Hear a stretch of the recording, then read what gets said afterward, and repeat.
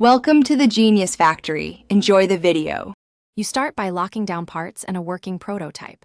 Order samples of the SoC, display, camera, battery, PMIC, and RF modules now so you can test compatibility.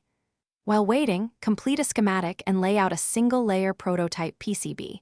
Use a development board to validate power sequencing and peripheral interfaces.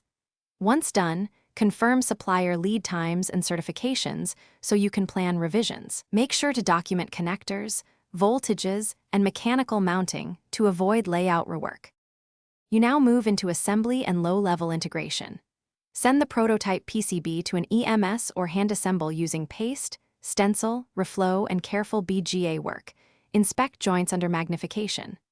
Once hardware is functional, flash a bootloader and kernel that support your SoC. Because iOS is closed, plan for an alternative firmware or work with Apple under license if possible. Then add drivers for display, touch, cameras, PMIC, and RF. During integration, calibrate touch and sensors and validate power, thermal, and RF performance to meet usable thresholds.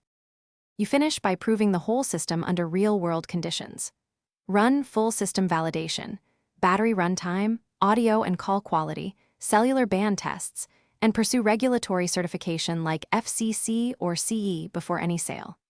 Finalize the mechanical enclosure with EMI gaskets and design a production test jig and OTA update path for future fixes.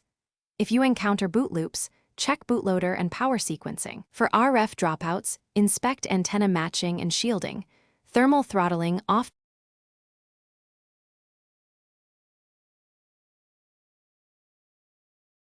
Thanks for watching. If you found this helpful, don't forget to like and subscribe.